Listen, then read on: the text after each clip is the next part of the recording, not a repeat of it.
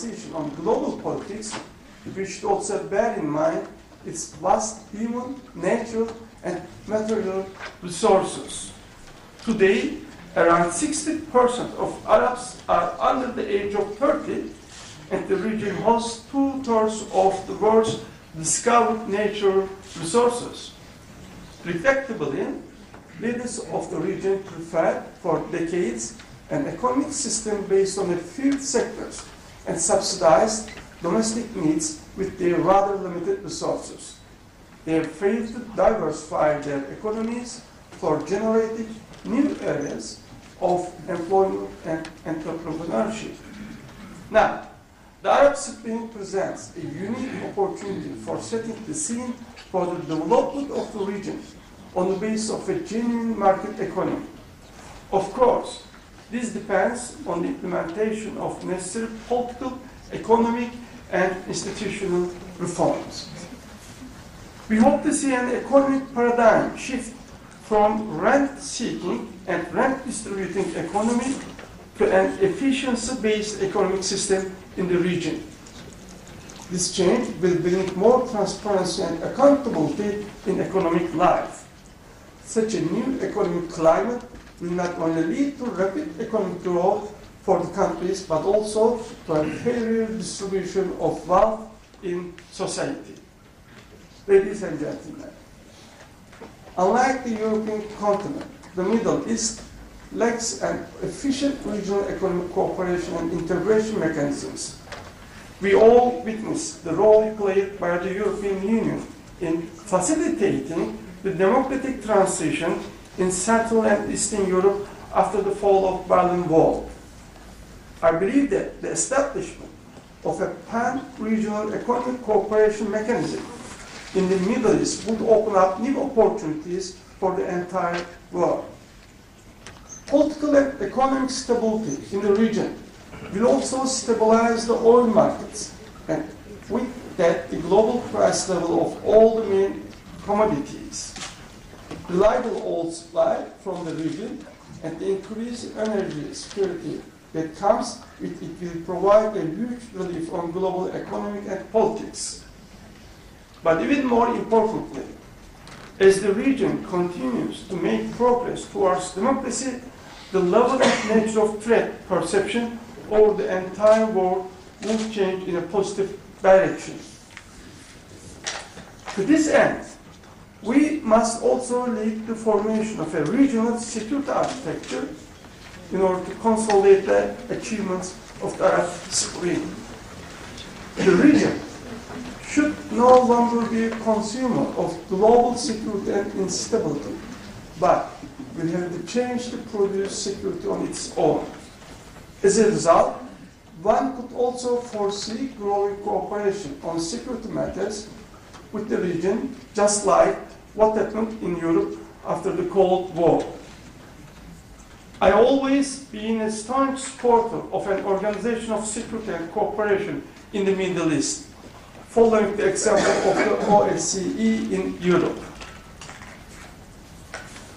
This new regional security architecture must encompass the creation of WMD-free zone in the Middle East, which includes Israel and Iran as well.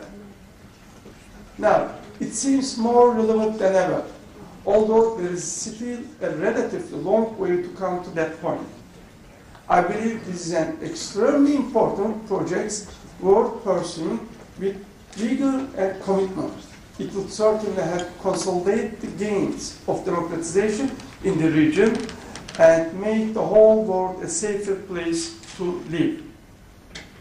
Distinguished participants, another key element in this rather mixed picture is, of course, the future of the Arab-Israeli conflict. It is extremely important not to allow this issue to be overshadowed by the Arab Spring. After all, without reaching a comprehensive settlement between the Arabs and the Israelis, no spring in the region can endure until summer. More than any other country, Israel must adapt to the new political climate in the region. Israel's well-being will depend on honorable peace with the Arabs. such a fair and honorable peace cannot be achieved by merely imposing Israel's own terms on the others. In the past, Israel was able to deal with the Arab leaders, but history has repeatedly taught us that a true, fair, and lasting peace can only be made between peoples, not ruling elites. As I mentioned on several occasions, democracy and demographics are the two forces that will shape the future of the Middle East. Sooner or later, the Middle East will become democratic, and by definition, a democratic government should reflect the true wishes of its people. These democratic governments cannot afford to pursue foreign policies that are perceived as unjust, undignified, and humiliating by their own people. Moreover, Israel too cannot afford to be perceived as an apartheid island surrounded by an Arab sea of anger and hostility. Therefore, time and again, I call upon the leaders of Israel to approach the peace process with a strategic mindset rather than pursuing short-sighted tactical maneuvers. The more Israel keeps its inflexibility to calls towards a fair, viable, and comprehensive peace and disrespects international law, the more it will become isolated. Under these circumstances, it will be impossible for Israel to deal with the emerging democratic and demographic currents in the absence of a peace agreement with the Palestinians and the rest of the Arab world. Distinguished participants, in conclusion, let me sum up what I have already told you. First, the Arab Spring is merely the normalization of history in this part of the world. It was inevitable then, and it is irreversible now. However, the road ahead is still bumpy one, full of barriers and possible wrong turns. Therefore, the international community should do its utmost in helping people to achieve their democratic aspirations sooner rather than later.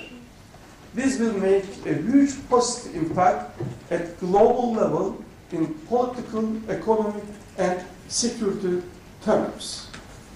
I should add yet another global dividends of the Arab Spring, which has already proven that democratic values are not for a selected few in the West, but they belong to the entire human race.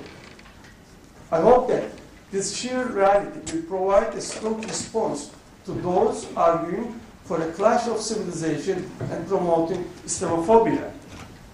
The world should now understand that violence, extremism, and terrorism have nothing to do with a specific culture or religion, and that all human beings, irrespective of their faith, ethnicity, or creed, strive for the same goal. Therefore, it is high time for the international community to heal the political and psychological damage inflicted upon us all by the 9/11 terrorist attacks in 2001.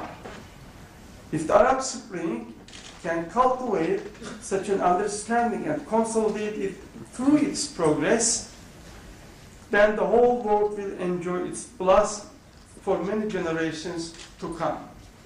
Turkey, which represents a living example that democracy, modernity, and Islam are compatible, will certainly be a full partner in this honorable journey. Thank you for your attention. Thank you.